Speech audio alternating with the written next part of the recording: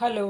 ഭ്രമയുഗം എന്ന സിനിമയിലൂടെ മമ്മൂക്ക കേരള സംസ്ഥാന സർക്കാരിൻ്റെ ഈ വർഷത്തെ മികച്ച നടനുള്ള അവാർഡ് നേടിയ സാഹചര്യത്തിൽ ഞാൻ അദ്ദേഹത്തിൻ്റെ സിനിമകളിലൂടെ അദ്ദേഹത്തിൻ്റെ കഥാപാത്രങ്ങളിലൂടെ ഒരു യാത്ര പോകാമെന്ന് വെച്ചു. എൻ്റെ ഈ സാഹസിക യാത്രയിൽ നിങ്ങളും എന്നോടൊപ്പം കൂടുമല്ലോ. അപ്പോൾ നമുക്ക് തുടങ്ങാം. മലയാള സിനിമയ്ക്ക് എന്നല്ല, ഇന്ത്യൻ സിനിമയ്ക്ക് തന്നെ അഭിമാനമായി ലോകോത്തര നിലവാരമുള്ള നടൻ മമ്മൂക്ക. 1970കളിലാണ് മമ്മൂക്ക അഭിനയം തുടങ്ങുന്നത്. 80കളുടെ തുടക്കത്തിലാണ് ശ്രദ്ധേയമായത്. ഇന്നും ആ ഒരേ തേജസ്സിൽ അദ്ദേഹം തുടരുന്നു, അല്ലെങ്കിൽ ആ തേജസ് വർദ്ധിച്ചുകൊണ്ടേയിരിക്കുന്നു. അഭിനയ ജീവിതത്തിൻ്റെ 5 പതിറ്റാണ്ട്. ഇന്ത്യയിൽ ഇത്രയും പഠനാർഹമായ ഒരു അഭിനയ ജീവിതം മറ്റേതെങ്കിലും താരത്തിന് അവകാശപ്പെടാനാവുമോ എന്ന് തോന്നുന്നില്ല. വിൽക്കാനുണ്ട് സ്വപ്നങ്ങൾ എന്ന സിനിമയിലാണ് മമ്മൂക്കയ്ക്ക് ആദ്യമായി ശ്രദ്ധേയമായ ഒരു റോൾ ലഭിക്കുന്നത്. തുടക്കത്തിൽ നാടകീയതയും അതിഭാവുകത്വമുള്ള ഒരു അഭിനയ രീതിയാണ് കണ്ടിട്ടുള്ളത്. ഒരു ഇൻ്റർവ്യൂവിൽ മമ്മൂക്ക തന്നെ പറഞ്ഞു കേട്ടിട്ടുണ്ട്, ഞാൻ സംസാരിക്കുമ്പോൾ എൻ്റെ ചുണ്ടൊക്കെ ഒരു വശത്തേക്ക് കൂടിപ്പോകാറുണ്ട്, തുടക്കത്തിൽ ഞാനതൊക്കെ ശരിയാക്കിയിട്ടുണ്ടെന്നൊക്കെ ഒരു ഇൻ്റർവ്യൂവിൽ പണ്ട് മമ്മൂക്ക പറഞ്ഞതായി ഞാൻ കേട്ടിട്ടുണ്ട്. പക്ഷെ തുടർന്നു വരുന്ന സിനിമകളിലൂടെ ക്രമാനുഗതമായി അദ്ദേഹം വളർന്നു വരുന്ന കാഴ്ചയാണ് നാം കാണുന്നത്. മേള, യവനിക, തൃഷ്ണ, സന്ധ്യയ്ക്ക് വിരിഞ്ഞ പൂവ് തുടങ്ങിയ സിനിമകൾ അദ്ദേഹത്തിലെ നടനെ പരിഭാഗമാക്കിയിട്ടുണ്ട്. തുടർന്ന് വൈവിധ്യമാർന്ന എത്രയോ കഥാപാത്രങ്ങൾ. അദ്ദേഹം അഭിനയിച്ച കഥാപാത്രങ്ങൾ മലയാള സിനിമയുടെ ചരിത്രത്തെ തന്നെ മാറ്റിമറിച്ചവയാണ്. മനുഷ്യജീവിതത്തിലെ ഏത് ശ്രേണിയിലുള്ള മനുഷ്യരെയും നമുക്ക് അദ്ദേഹത്തിൻ്റെ കഥാപാത്രങ്ങളിൽ കാണാം. മമ്മൂട്ടി എന്ന വ്യക്തിയുടെ ശരീരഭാഷയും മാനറിസങ്ങളും മാറ്റിവെച്ച് കഥാപാത്രത്തിലേക്ക് പരകായ പ്രവേശം ചെയ്യുന്നു എന്നതാണ് അദ്ദേഹത്തിൻ്റെ മികവ്. നിറക്കൂട്ടിലും വിധേയനിലും മൃഗയിലും പ്രാഞ്ചിയേട്ടനിലും വടക്കൻ വീരഗാഥയിലും ലൗഡ് സ്പീക്കറിലും പൊന്തൻമാടയിലും പലേരി മാണിക്യത്തിലും നൻപകൽ നേരത്തു മയക്കത്തിലും ഭ്രമയുഗത്തിലും മമ്മൂട്ടി എന്ന വ്യക്തിയുടെ അംശം പോലും കാണാനില്ല. സത്യം പറഞ്ഞാൽ ഈ പട്ടിക പൂർണ്ണമല്ല. വീണ്ടും ഓർത്തെടുക്കാൻ എത്രയെത്ര കഥാപാത്രങ്ങൾ. പുഴു, റോഷാക്ക്, മുന്നറിയിപ്പ്, കാതൽ ദിക്കോർ, എത്രയെത്ര. ഒരു മഹാസാഗരത്തിന് മുന്നിൽ നിൽക്കുന്ന പ്രതീതി.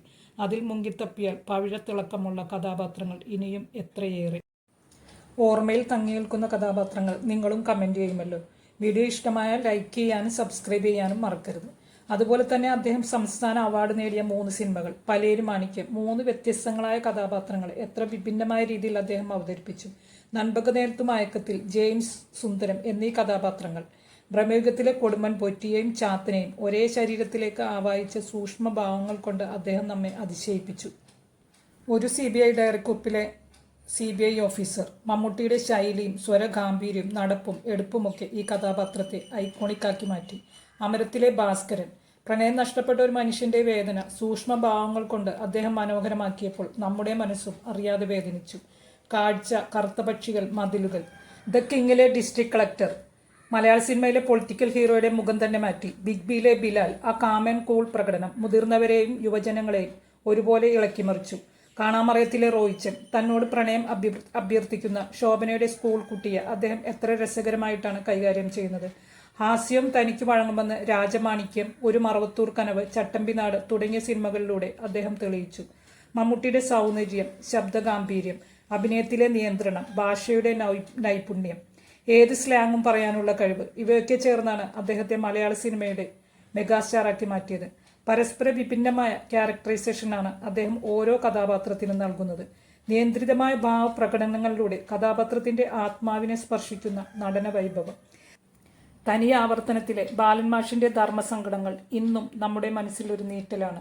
അതുപോലെ പോലീസ് വേഷങ്ങൾ ഇത്രയും തന്മയത്വമായി അവതരിപ്പിക്കുന്ന നടന്മാർ അപൂർവമാണ്. യാത്രയും ആവനാഴിയും ഇൻസ്പെക്ടർ ബൽറാമും CBI ഡയറിക്കുറിപ്പും ഉണ്ടയും രൂപഭാവങ്ങളിലെ ഗാംഭീര്യവും നടപ്പിലും എടുപ്പിലുമുള്ള പൗരുഷവും ഡയലോഗ് ഡെലിവറിയിലെ കരുത്തുമായി അദ്ദേഹം സ്ക്രീനിൽ നിറയുമ്പോൾ നമ്മൾ അറിയാതെ കൈയടിച്ചു പോകുന്നു. മനുഷ്യജീവിതത്തിലെ എത്രയോ മുഖങ്ങൾ, ഭാവങ്ങൾ അദ്ദേഹം അവതരിപ്പിച്ചു. തന്നിലെ അഭിനേതാവിന് വെല്ലുവിളിയാകുന്ന പുതിയ പുതിയ പാതകൾ അദ്ദേഹം തിരഞ്ഞുകൊണ്ടേയിരിക്കുന്നു. സിനിമയിൽ പുതുചിന്തകൾ കൊണ്ടുവരാനായി ഇത്രയധികം റിസ്ക് എടുക്കുന്ന ഒരു നടൻ. സിനിമയിലെ സൂക്ഷ്മ ചലനങ്ങൾ പോലും കൃത്യമായി നിരീക്ഷിക്കുന്ന മമ്മൂക്ക എത്ര നവാഗത സംവിധായകർക്കാണ് അവസരം കൊടുത്തിരിക്കുന്നത്. പുതിയ പുതിയ ആശയങ്ങൾക്ക് വേണ്ടി അദ്ദേഹം ഏതറ്റം വരെയും പോകുന്നു. ഫാമിലി മാൻ എന്ന ഇമേജുള്ള അദ്ദേഹം സ്വവർഗപ്രണയം പ്രമേയമാകുന്ന സിനിമയിലും അഭിനയിക്കാൻ ധൈര്യം കാണിച്ചു. ജിയോ ബേബി സംവിധാനം ചെയ്ത കാതൽ ദിക്കോർ എന്ന സിനിമ വിവാദം സൃഷ്ടിച്ചപ്പോഴും അദ്ദേഹം കുലുങ്ങിയില്ല. ഈ 74ാം വയസ്സിലും അദ്ദേഹം പുതിയ തലമുറയുമായി മത്സരിക്കുന്നു. അവർക്ക് കണ്ടുപഠിക്കാവുന്ന, ഗവേഷണം നടത്താവുന്ന ഒരു ആധികാരിക ഗ്രന്ഥമാണ് അദ്ദേഹത്തിൻ്റെ സിനിമാ ജീവിതം. സിനിമയ്ക്ക് വേണ്ടി, അഭിനയത്തിനു വേണ്ടി സമർപ്പിച്ച ഒരു ജീവിതം. തൻ്റെ അഭിനയ പാടവം അദ്ദേഹം തേച്ചു മിനുക്കിക്കൊണ്ടേയിരിക്കുന്നു. പുതിയ പുതിയ വേഷങ്ങളുമായി വന്ന് നമ്മെ വിസ്മയിപ്പിക്കുന്നു. കഴിയുന്നത്ര കാലം സിനിമയിൽ അഭിനയിക്കണമെന്ന ആഗ്രഹമാണ് അദ്ദേഹത്തെ മുന്നോട്ട് നയിക്കുന്നത്. ബോക്സ് ഓഫീസ് വിജയങ്ങളെക്കാൾ അദ്ദേഹം മുൻതൂക്കം നൽകുന്നത് തന്നിലെ നടനെ കൂടുതൽ മെച്ചപ്പെടുത്തുന്ന വേഷങ്ങൾക്ക് വേണ്ടിയാണ്. വൈവിധ്യമാർന്ന വേഷങ്ങൾക്കായി അദ്ദേഹം കാത്തിരിക്കുന്നു. ആ വിസ്മയങ്ങൾ കാണാൻ കൂടെ നമ്മളും. ഭ്രമയുഗം ലോസ് ആഞ്ചലസിലെ ഓസ്കാർ അക്കാദമി മ്യൂസിയത്തിൽ where the forest meets the sea എന്ന വിഭാഗത്തിൽ പ്രദർശിപ്പിക്കുന്നു. ഈ വിഭാഗത്തിലേക്ക് പ്രവേശനം ലഭിച്ച ഏക ഇന്ത്യൻ സിനിമയാണ് ഭ്രമയുഗം. ഓസ്കാർ അവാർഡിലേക്കും ഇനി അദ്ദേഹം എത്തുമോ? നമുക്ക് കാത്തിരുന്ന് കാണാം. നിങ്ങൾക്ക് എൻ്റെ വീഡിയോ ഇഷ്ടമായെങ്കിൽ ലൈക്ക്, ഷെയർ ആൻഡ് സബ്സ്ക്രൈബ്. എൻ്റെ വീഡിയോ നിങ്ങൾ കണ്ടതിൽ ഒരുപാട് സന്തോഷം. നിങ്ങളുടെ അഭിപ്രായങ്ങൾ കമൻറ്റ് ചെയ്യണം. ഇനിയും മറ്റൊരു വീഡിയോയിൽ കാണാം. ബൈ.